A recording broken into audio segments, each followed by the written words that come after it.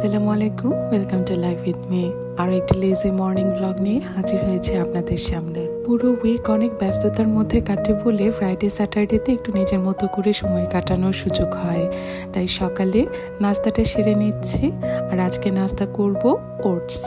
Milk দিয়ে oats খেতে আমার কখনোই ভালো লাগে না, তাই সবসময় ট্রাই করি এভাবে সুপি করে ওটস রান্না করতে অথবা ওটসের খিচুড়ি করে খেতে।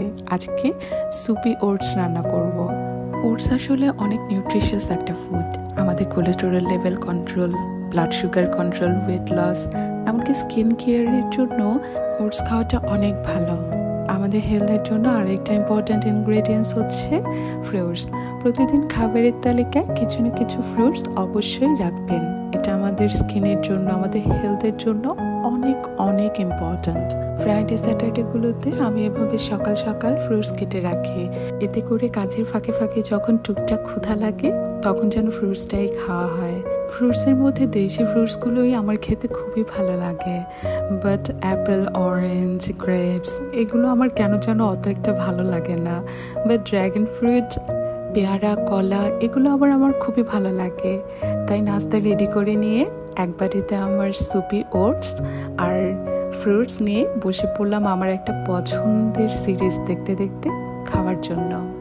ওটসের সাথে এভাবে একটা ডিম ছেড়ে দিলেও খেতে এটা খুবই মজা লাগে। আর সাথে ছিল এই এক বাটি ফ্রুটস। এভাবেই সিরিয়াল দেখতে দেখতে আমার নাস্তাটা কমপ্লিট করে নিলাম। আর এই সুযোগটা ফ্রাইডে স্যাটারডে ছাড়া কিন্তু অন্যান্য দিন একদমই পাওয়া যায় না। উইকের বাকি ডেজগুলোতে কোনো কোনো সময় ব্যস্ততার জন্য নাস্তাও করা হয় না।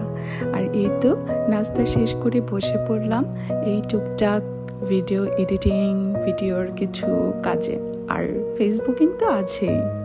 মোস্ট অফ দ্য টাইম আমি এইসব ছুটির দিনগুলোতেই অল্প অল্প করে সব এডিট করে রেখে দিই। স্ক্রিন টাইম শেষ করে বসে পড়লাম পিয়ানো প্র্যাকটিসিংয়ে। আমার লাইফের প্যাশন হচ্ছে এই পিয়ানো।